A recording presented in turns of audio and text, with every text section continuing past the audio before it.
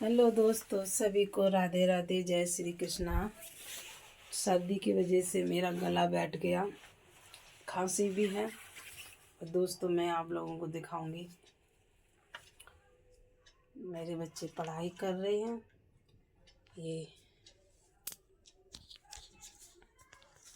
ये पल्ले भी बैठी है, मेरी बेटी है, ये पढ़ाई कर रही है। स्कूल में जो काम दिया है मैम ने वही कर रही है। और दोस्तों, आज सकट चौथ है, सभी को सकट चौथ की हार्दिक शुभकामनाएं। ये हमारा बेटा आ गया, सभी को हाय बोलो। हाय हाय। हाँ, ये क्या पढ़ रहे हैं? पल्लवी, आप क्या पढ़ रही हो? स्कूल का काम कर रही हूँ। अच्छा, स्कूल का काम कर रही हैं ये।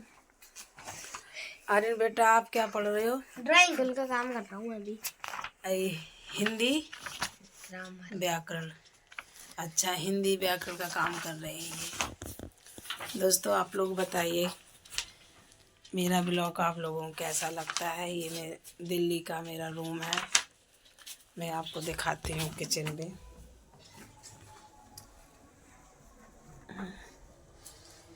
ये किचन है, लाइट बंद कर रखी है क्योंकि खाना बन जाता है उसके बाद लाइट बंद कर देते हैं। और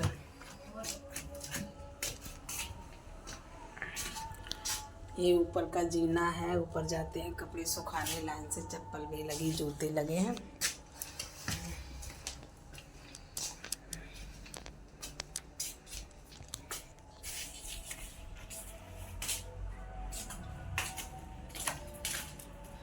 सभी को राधे राधे। आप लोग बताना कैसा मेरा ब्लॉग लगे तो। ये सर्दी में कपड़े जो ऊपर नहीं सूखते हैं ना दिन में, तो उठाकर ऊपर से लाते हैं, यहाँ रख देती हूँ ताकि रात में थोड़ा अगर ऊपर छोड़ देंगे तो और गीले हो जाते हैं। सुबह धूप निकलती है तो फिर से डाल देते हैं। आज ज़्यादा कपड़े हो गए थे तो ये मैं नहीं डाली हूँ, ये कल सुखाऊंगी इनको। दोस्तों, ये ढोलक है, मेरा दूसरा चैनल है पूजा लोकगीत भजन, तो उसमें मैं भजन डालती हूँ, फिर मैं सॉन्ग डालती हूँ। 2 मिनट बस, थोड़ी सी लाइन खींची। ये लड़ाई कर रहे हैं दोनों बच्चे। ये देना पल्लवी हैं, आर्यन है। दोस्तों, और आप लोगों को बताऊंगी, मैं गांव जाऊंगी तो गांव की वीडियो डालूंगी। मेरी बहन की शादी फिक्स हो गई है, मैं फ़ोटो लगाऊंगी शादी की। मेरा भाई, मेरे पापा, मामा, मेरे जीजा लोग गए थे लड़के के घर पर बरीक्षा करने, यानी कि पक्के करने, वो जो बयाना दिया जाता है रोकने गए थे। तो उसकी फ़ोटो शेयर की है, मुझे भी बुलाया था मम्मी मेरी ने, बोली कि आ जाओ। मैं दिल्ली में रहती हूँ, तो मेरे हस्बैंड का पहले काम नहीं चलता था, तो अब काम चल रहा है, तो बोले कि अभी शादी में जाना पड़ेगा। गांव में कम से कम 2-3 शादियां पड़ रही हैं एक साथ। मेरी बड़ी दीदी के देवर की शादी है 1 मार्च की, और मेरी भतीजी की शादी है मई में शादी है, और मेरी बहन की अभी निकली नहीं है, देखो निकलेगी तो वहाँ भी जाना पड़ेगा। इस वजह से मैं मम्मी से बोली हूँ, मम्मी बार बार अभी आना पड़ेगा, शादी आ रही है तो खर्चा भी होगा, आने जाने में खर्चा तो होता है। तो इसलिए मैं मम्मी से मना कर दी थी कि मैं नहीं आऊँगी। मम्मी ने बहुत रिक्वेस्ट की थी आने के लिए कि आ जाओ, रोकने जाएंगे 10-12 लोग, 15 लोग हो जाएंगे।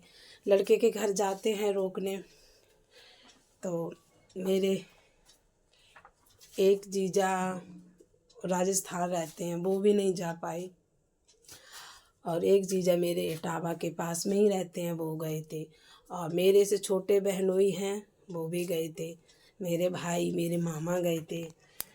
तो आप लोगों को गांव जाऊंगी तो शादी की पूरी वीडियो दिखाऊंगी, कैसे शादी होती है, कैसे हल्दी होती है, कैसे तेल चढ़ता है, कैसे गांव के सारे रीति रिवाज आप लोगों को दिखाऊंगी। तो बाहर का रहना आप लोग तो जानते हैं फ्रेंड, कैसे रहते हैं।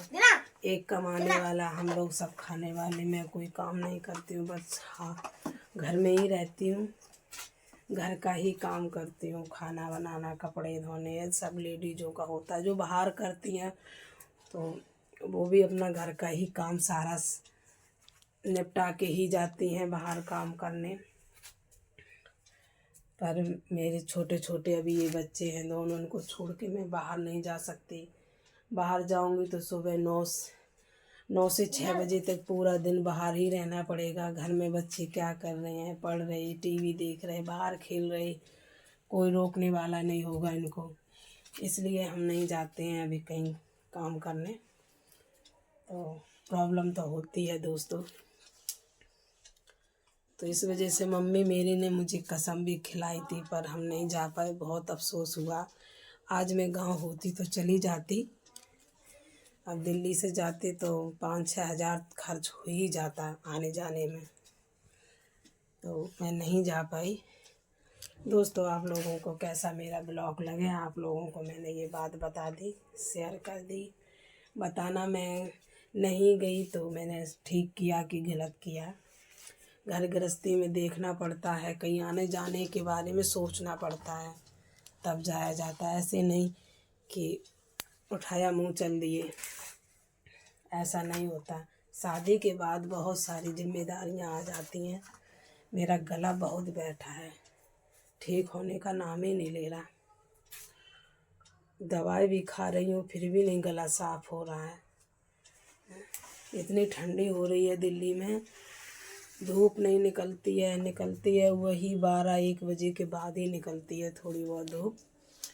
तो धूप में कपड़े सुखाती हूँ, धूप में बैठने का टाइम ही नहीं रहता है।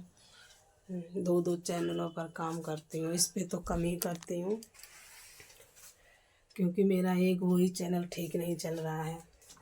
2 साल हो गए वो दूसरे चैनल में, पूजा लोकगीत भजन में, उसमें एक पैसा भी नहीं मिला अभी तक।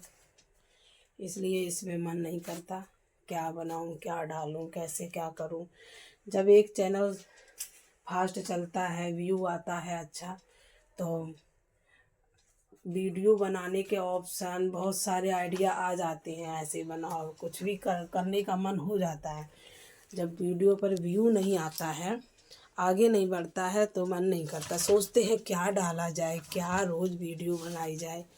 कुछ वायरल नहीं हो रही है, व्यू नहीं आ रहा अच्छा, यूट्यूब हमारा वीडियो आगे नहीं भेज रहा। जब तक आगे नहीं भेजेगा तब तक हम नहीं कुछ कर सकते। लोग ऐसे ऐसे वायरल हो जाते हैं। पर इस चैनल पे ये ब्लॉग बनाई हूँ और मैं शेयर कर दी हूँ। मकर संक्रांति के दिन भी मम्मी ने बुलाया था, आ जाओ संक्रांति मना लेना घर पे। हमारे यहाँ मकर संक्रांति को बहन बेटी को ही बुलाते हैं, बहन बेटी को ही दान दिया जाता है। बाकी बहन की बेटी हो और बेटी की बेटी हो, भांजी हो, उनको दान दिया जाता है। हमारे में बुआ को दान दिया जाता है, और किसी मंदिर में नहीं जाते हैं दान लेने, किसी और को दान नहीं देते हैं हमारे में। और मैं बोली मम्मी मैं नहीं आ पा रही हूँ, तो मेरी बड़ी दीदी हैं, एक छोटी बहन है, मैं और मेरी दूसरे नंबर वाली दीदी, मैं तीसरे नंबर की हूँ। 5 बहनें हैं, मैं एक भाई है। तीसरे नंबर वाली दीदी मेरी राजस्थान रहती है, मैं दिल्ली में रहती हूँ। और 2 हमारी गांव में हैं, एक दोनों इटावा के ही आसपास हैं। और सबसे छोटी वाली की शादी तय हो गई है और उसकी शादी पक्की हो गई। निकलेगी जब मैं सारी आप लोगों को जानकारी दूंगी, गांव की शादियां दिखाऊंगी, कैसे क्या होता है। बने रहना आप मेरे ब्लॉग में। Thank you for watching.